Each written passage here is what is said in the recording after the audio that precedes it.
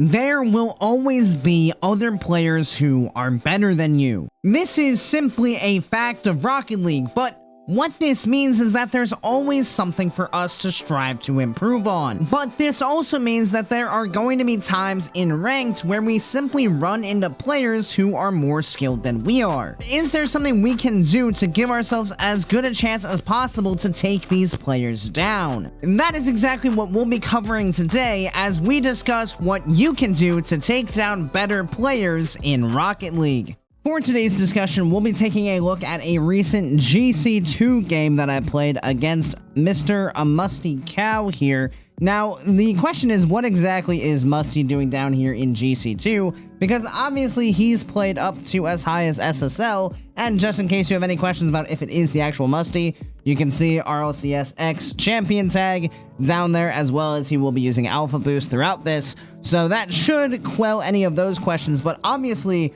when you have a player like Musty in a lobby like this, everyone kind of knows, hey, this guy could potentially pose a bit of a threat, both in the air, in decision making. Most players will admit Musty's probably better than we are. That's why he's been up to SSL and we have not.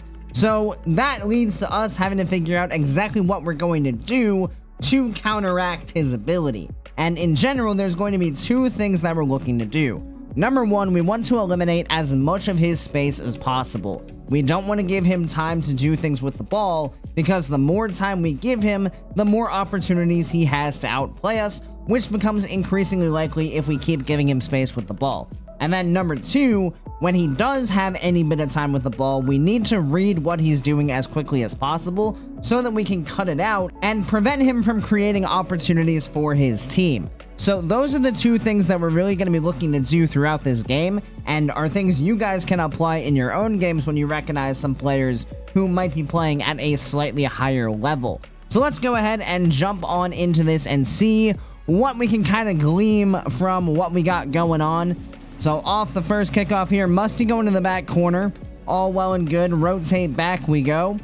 Ball pops up. Teammate has the free clear. Gonna pop that one out. Just waiting patiently. Now here's where we're gonna see our first example of denying the space. So we dive in here for a pretty aggressive challenge, admittedly. But right here, we can see our teammate is coming back behind us. So we know that we're going to have support. And the last thing we want to do here is turn off this ball and give Musty, who now has full boost, the complete field to dribble the ball at us.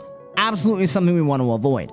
So it is a very good idea to jump in here on this challenge. The one thing I would caution you on is when you're going for challenges like these, make sure you actually block the part of the field that is actually dangerous. So you can see based on the angle of approach, it's more than likely that he wants to play the ball over to our left, which means that we want to try to cut off that angle because our teammate does have the right side of the field covered. So if we can cut off the left side, it's going to restrict what Musty can do with the ball an awful lot more than if we challenge directly in front of us, or even worse, to the right of the ball. But what you're going to see here is that we do challenge a bit too far to the right, so we are giving up a potential passing option. But I like the idea of us cutting down this space regardless, simply so that Musty cannot have time to do whatever he wants to do with the ball. So we do get demoed, not the end of the world. Gonna spawn back, here we are.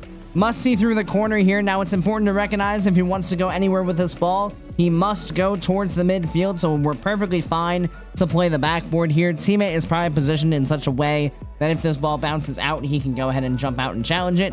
And we currently have the backboard covered with where we are. So we have our bases covered, and we're not really worried about a dangerous attack from this position here from Musty, regardless of the mechanics he can break out. Naturally, he doesn't do anything, apparently, so we'll go ahead and break out. Bit of a loose touch. And we're just going to go ahead and completely obliterate the defense on the other side of the field.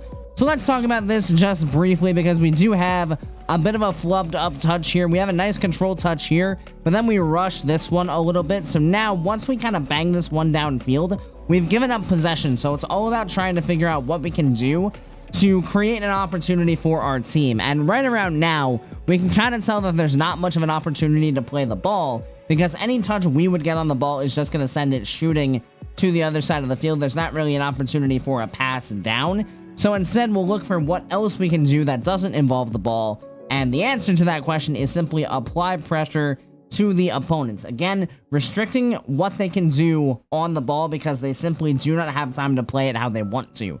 If we had just driven back down this wall, now this guy would have time to carry this ball out, possibly set up a passing play, it'd be a whole mess. But by applying pressure on this backboard, we deny any control from this guy, which is absolutely what we want to do, because that's going to leave the ball in such a place that the last player rotating back must dive for it in order to keep the oncoming shot out of the net. But you can see that after we get that first demo, we're just right on to the next one because we know that someone has to be rotating back here and is going to be trying to dive across the net because the ball is landing right here in the midfield. So we can utilize that information to just chart the path he's most likely to take through the air here to aim our jump directly at him. And if we can get this guy off the field as well, that just leaves the net wide open for our teammates. So again, creating pressure out of a play where we really have no say on what's happening with the ball, but we can do an awful lot in terms of making our opponent's life very, very difficult, which is exactly what we do here. And you can see it pays off absolutely massively. So next moment we're going to see here, Musty's going to pick up full boost. He's going to have the ball in the air, but a little bit of a mistouch there, going to lead to another goal. And now this is incredibly important. When you find yourself playing against mechanical players, one of the big things you need to make sure you're doing is actually watching their car. Not necessarily the ball, but watching their car language, because it is that will tell you when they might be losing control of the ball. And when you see that loss of control, that is your cue to be able to turn and challenge and deny that space. And you can see here that we also have Musty's teammate grabbing this corner boost, so we know there's also not really any support on this play happening here. Teammates pretty much trusting that this ball is going to get to safety, and when this messes up, we can take advantage of knowing this to turn aggressively and get the shot on target. So you can see that as Musty starts to lose control here, we're already starting to turn, recognizing the awkward situation that's going on, and then as soon as we see these off the ball, we can just punch the boost right into the play here to dive in as quickly as possible and secure the open net with a nice speedy attack there after recognizing that Musty simply didn't have good enough control of the ball to do anything dangerous with it. So right here on this play, we're going to see another great example of just having patience and letting the mechanical player do whatever they want to do with the ball, as long as you can identify that they're not going anywhere dangerous. So right here, we can see Musty's jumping off the sidewall here. He's only got about half a tank of boost, which admittedly isn't a whole lot to work with in this kind of situation. He's got a teammate sitting right under him here that he's kind of going to be moving this ball over the top of, which is going to make any kind of passing play extremely awkward. So as we roll this forward, we can kind of just judge what's going on and see, is there any threat in what he's actually doing? Because as he comes across, he uses a flip here, going to use a bit more boost to catch up to this ball. He gets a reset, but like you see the positioning of his teammate down there, not really much they can do if Musty drops this ball. And there's also no clear indication of whether or not Musty is going to drop this ball. And because of the positioning of this teammate, the pass here is pretty unlikely to be anything substantial other than just like a light drop down that we'd be able to challenge immediately, which is pretty much what's going to happen.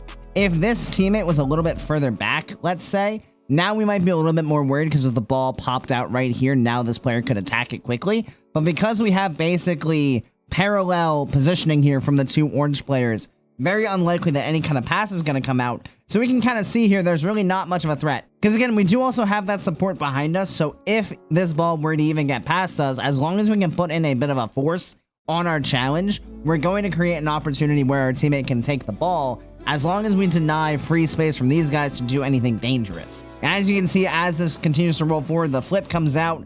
Luna is simply not in a good enough spot to be able to do anything with it. But now Musty has completely relinquished control of this ball, and it's a free challenge from us to be able to pop it over the top and get the ball back out of our defensive half into the orange side of the field. So here's where we're going to see our first example of what you really should avoid. So we get a challenge here, turn a bit of the wrong way on the backboard. Teammate does make a nice save. We're going to track across with very low boost and now get ourselves stuck in a position where we can't really go. And now we're just going to get beat over the top. And that's a wide open net. So let's just kind of talk about everything that went wrong here, starting with this initial challenge. This isn't horrible, right? We get up, we go ahead, we put in a challenge. That's not too bad. Our teammate is lingering out ahead of us, but we probably weren't really aware of that, which is a bit of a bad awareness bit on our part. But we land here on the corner wall, and rather than trying to get back into play as quickly as possible, we turned to the right by driving it forward. We could have just gone in reverse here, jumped down, wave dash when we hit the ground and try to pick up some pads. But instead we turn wide, which just delays our return to the play a little bit more. But then as we come across here, instead of just being smart, recognizing teammate has that ball over there with a good bit of time, seeing as how we have both opponents right here in front of us, that should tell us like, hey, he is good here. We don't need to crowd over with him. Let's just go ahead and grab some boost, because the one thing we need to be able to cut down on these guys' space is boost to actually be able to put in challenges. If we simply don't have any boost to work with, we're pretty much going to be forced to give up that space as we try to grab that boost that we need to actually be able to make a play. But instead of focusing on our boost grabs here and just staying in a solid position, we go all the way over to the corner with our teammate. So now we put both ourselves and our teammate in the same spot. And as this touch comes out, it's going to pop over the top of our teammate. And a good plan here would, again, look to deny space, turn up the wall here, and go get this ball on a challenge with the 23 boost that we have managed. And it'd be a whole heck of a lot easier to do that if we weren't, in the corner with our teammate. If we had stayed a bit more spaced out behind him, now we'd be able to attack this with pace, and it'd be all well and good. But instead, we find ourselves in this awkward situation where we can't effectively turn all that well, or at least we don't think about it fast enough, and we give up this space to the opponents, which is absolutely what you don't want to do. Because you can see as we yield this space, Luna's just going to be able to go ahead and work back forward again. Rinaldi desperately tries to get a touch, but because of how awkward he is going to go flying past it. And now Luna able to pop this ball over the top of the last challenge, because again, our challenges has not actually gotten control off of this car.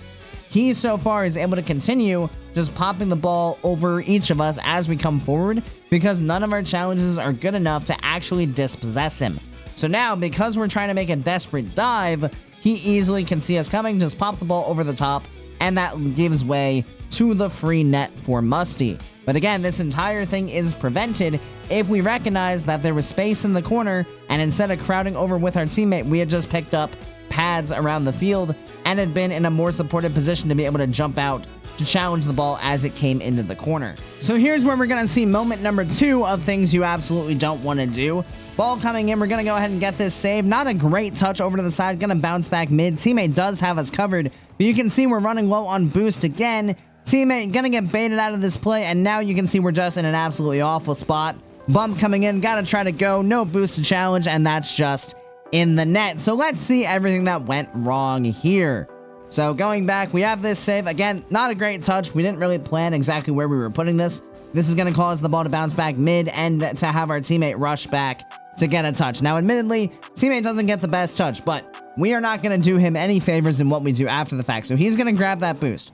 Again, we should trust that our teammate probably has this. If he doesn't have this, we're getting scored on anyway, because we're currently in our corner with 0 boost. So right here again, instead of staring up at the ball, it'd be advantageous to at least take a look down, look for some boost pads, gather some as we rotate around, and kind of, nonchalantly pay attention to the play. There should be a 50-50 coming out. We should be able to at least line ourselves up with 1 or 2 pads to give ourselves something to work with while this plays out, so that we can turn if need be once the 50-50 has concluded. But instead, we stay staring at the ball. We do get 1 pad there, and then we do get the 1 in net as well, so we're still pretty good. But now we're going to put ourselves in a position where we're just kind of waiting for things to play out. And as soon as our teammate misses, we've just given up all this space to our opponents, which is exactly what we were talking about avoiding here. So you can see we're turning back to net, as teammates should be able to get another touch on this. Now, because of us turning back to net, this is what's going to create the space. If we had instead turned upfield here, thinking that he would have another touch, we'd be here to support him, then even if teammate does miss the touch, we're here to challenge right away. Instead, we play in this extremely passive position where if anything were to go wrong, any kind of block, any kind of dunk, any kind of miss, now we've just given up a ton of space on our own end of the field as we're kind of just cowering in net, hoping that our teammate gets the clear so that we can move upfield comfortably. It does look like teammates should be able to get another touch, so there's nothing wrong with us being a little bit further forward. Don't fly up the field. Don't be like right next to your teammate, but a little bit more supportive, at least facing forward in this position would give us a much better chance to make a play on this ensuing ball. So we have left ourselves in a very bad spot by giving up this kind of space, and all it's gonna do is lead to a situation where Musty can pretty much do whatever he wants to with the ball. And as we said, when you give higher rated players these opportunities where they have space to work with, they are going to toast you every single time, as we see there, because he can just watch us approach the ball, simply play it around us, and it's an easy goal for them. So one more example here of what happens when you deny space effectively. So apply pressure there, no clean touch for them. We're going to rotate out, grab some pads.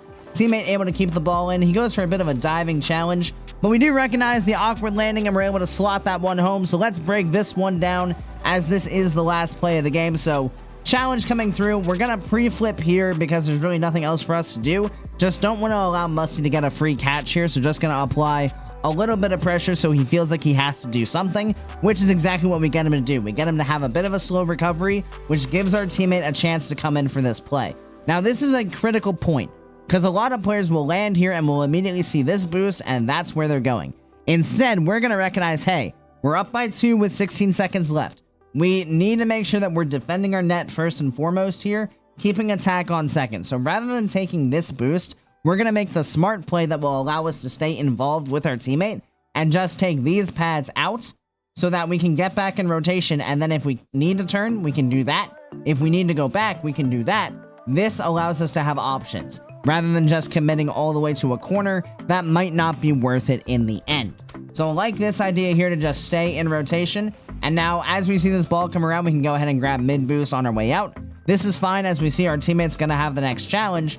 So we're going to turn upfield here because teammate is about to force the opponent to do something. And again, we don't want to allow this kind of space. So we could have stopped going for boost around here and just turned there rather than going all the way out to the corner. So this might have been a bit ambitious going all the way out to the mid, excuse me. Regardless, we're still in a decent spot where we can turn upfield and apply pressure because teammate is going to do a good job of making them quite awkward. You can see he just absolutely throws himself at this, but now we can go ahead and push forward. And now again, it's all about just understanding the car language that our opponents are presenting. Should it look like this guy is getting full control of this ball, we can fake and turn back. Absolutely fine. But if things look awkward, now we can apply the pressure and dive in early and just try to delay as much time off this clock as possible. We're not looking to necessarily score on this play. We're looking to make their lives awkward so that they can't get a free transition.